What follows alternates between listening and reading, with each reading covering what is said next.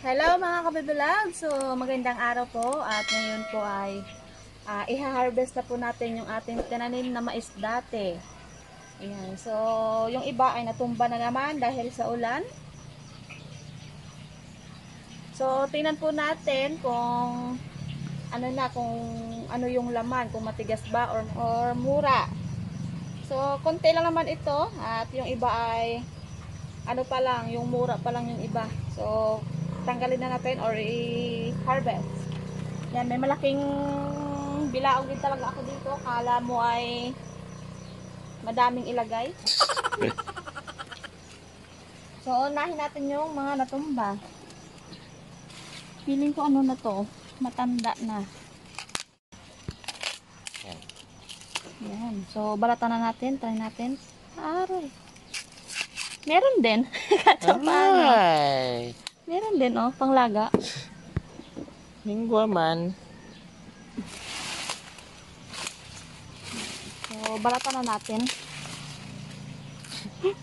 Hello, may manamang Ang mais. cute. Ang cute pero ang gulang. Oh, yung iba, magulang na. Ayan, magulang. Pang-ihaw. Natumba kasi siya eh.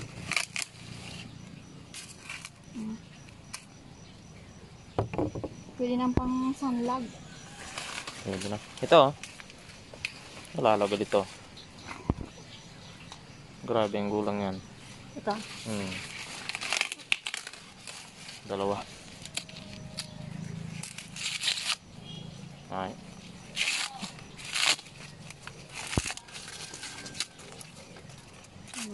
Ano? Mabubungi kaya pag kinagat mo yan. Pa. Isa.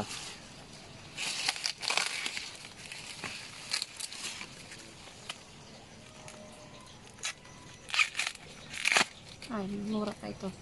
Pinamura. Irawin. Ayan.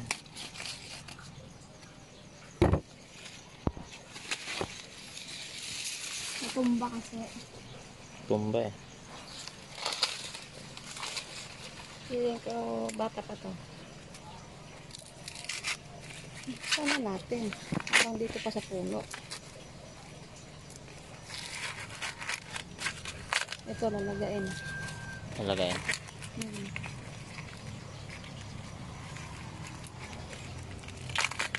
Wow. Aray! Bungi-bungi. Bungi-bungi.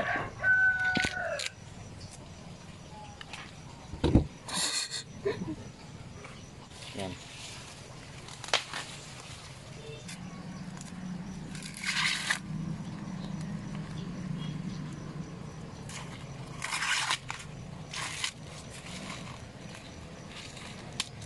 Yan. Pwede pa.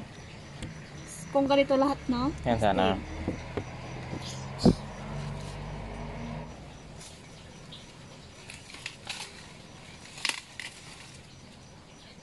Yun. Kahit maliit.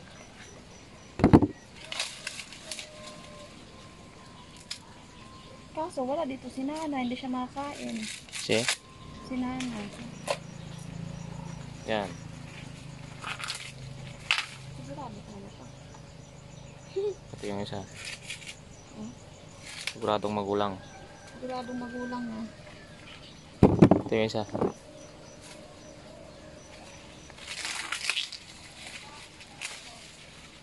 Walang laman to.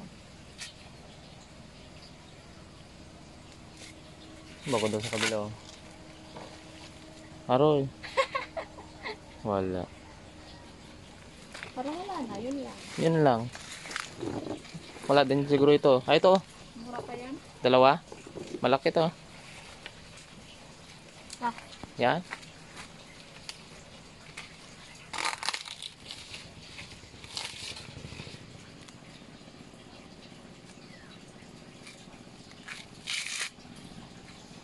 Kasi mag-alaot kami mga kabibilads. Kaya Yan. Tsaka yung isa. merienda muna bago punta kami ng laot. Alright. Last one. Ito? Ah. Hindi yan. Yung isa. Yan.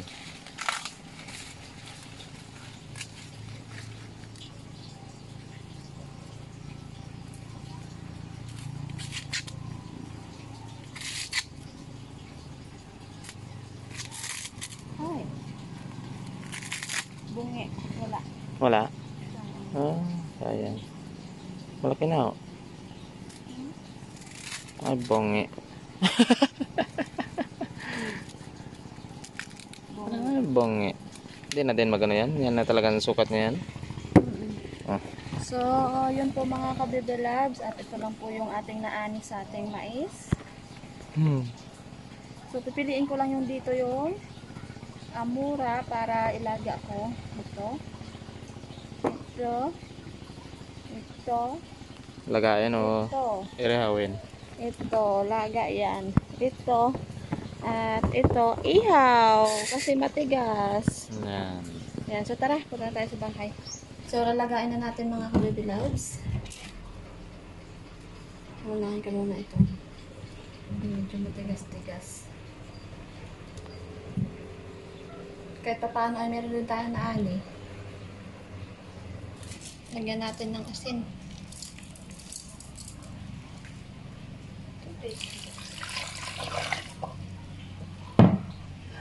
Salang ko na to.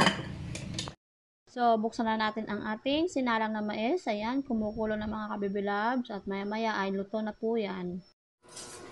Mga kabibilabs, at ito na po yung ating tiyaning na mais. So, kain na tayo. Pray na po tayo. Amen. Ito ang aking saling pusa.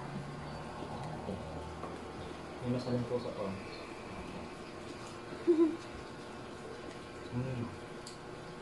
Pasta po yan.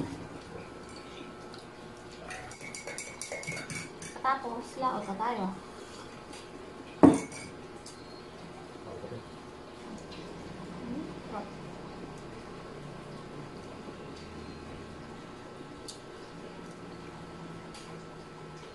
So mga kabibilabs, at yun nga po ay hindi na po kami natuloy ang magsabikin ni Eric kasi malakas na naman po yung panahon. Alam nyo na, dahil nahihilo tayo kapag malakas yung alon. Kaya sila Eric lang po ang lambat. So naglambat na lang po sila at sapagkat po ay nakauwi na rin po sila at ang gagawin po natin sa kanyang dawe or parte ay ito. Yan. Yan po yung kanyang parte. So, ang gagawin natin ay dadaingin kasi maganda yung panahon at mainit na mainit pa kahit ang oras po dito sa amin ay mga alauna. So, kayang-kaya pa to kasi sobrang init talaga ng panahon. So, ang gagawin natin ay dadaing kasi nasawa na kami sa sabaw, sa pinirito, sa pinaksew. Magdadaing na naman tayo, tuyo. Yan o, ang cute ng size. Ngayon po ay start na tayo magdaing. So, bibiakin lang natin. Dati, hindi ako marunong magdaing. Pero ngayon ay natuto na ako kasi nagpaturo ako kay Eric. Kasi si Eric ay magaling dyan. Kasi saan pa nagmana, kundi kay nanay. So, bibiakin ko na to.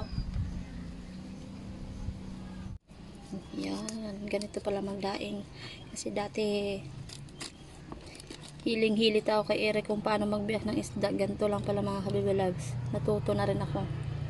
Kaya, pag may isda, ako na yung nagdaing. So, hindi na si Eric. Yan.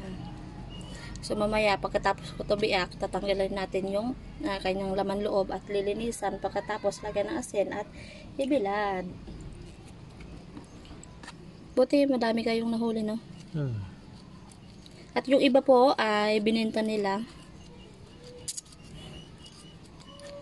para makabawi sa panggas.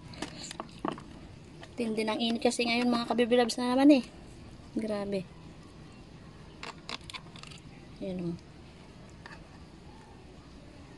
Dapat kapag nagadaing, ang kutsilyo ay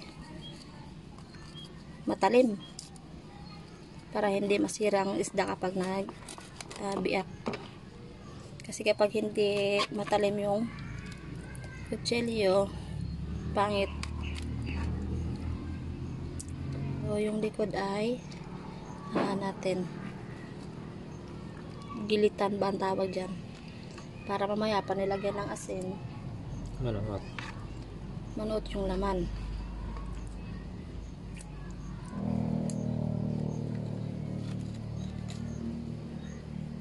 Saglit lang kapag yung kutsilyo. Pag matalas. Masarap to pag dinaing mga kabibilabs eh. Masarap ang kanyang tuyo.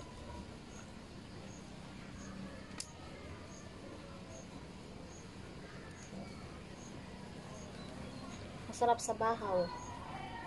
With kape at tuyo. Okay na, solve na ang umagahan. Buti pinuntahan ni Eric yung dagat kanina. Disolve niya muna. Bago sana kami sa Biki. Kaya yun. So, malakas daw ang dagat. Kaya hindi na kami natulog. Sila na lang. Sila Eric na naglambot. Kasi sanay sila sa dagat.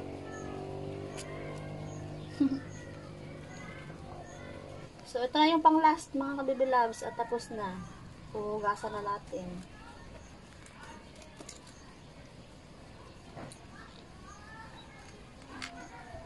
Yan.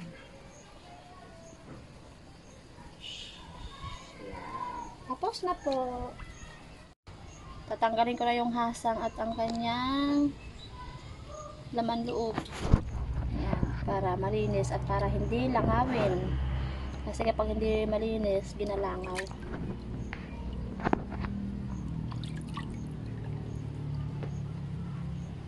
Yan na. So, mga 2 hugas to. Kasi meron pa natira-tira. May final hugas.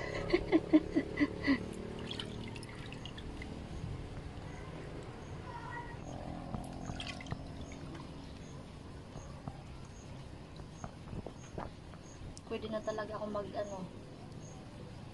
magbenta ng tuyo. Marunong na magbislad.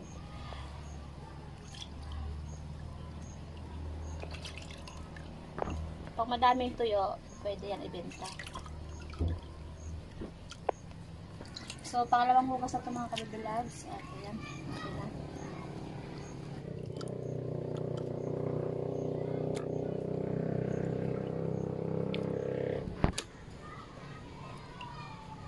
Yun, tapos na po siya mga kabibilabs. At ngayon po ay lalagyan na natin ng asin. So, konti lang yung asin para hindi maalat. So, ganun lang po yan mga kabibilabs. Lagyan ng asin, kaunti. So, yun. Okay. So, ngayon po ay tapos ko na asinan. At ngayon ay pupunta na tayo kay Ate Mary at magabilad. Doon natin ibilad kasi meron siyang banata doon mga kabibilabs.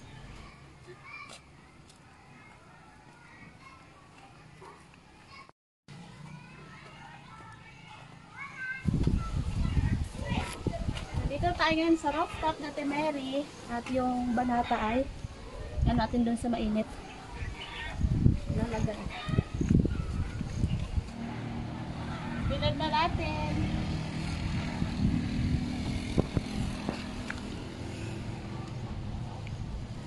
Yan, sa tindi ng init ba naman. Okay.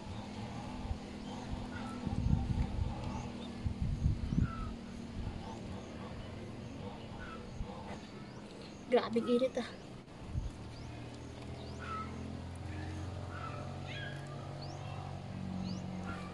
Yun.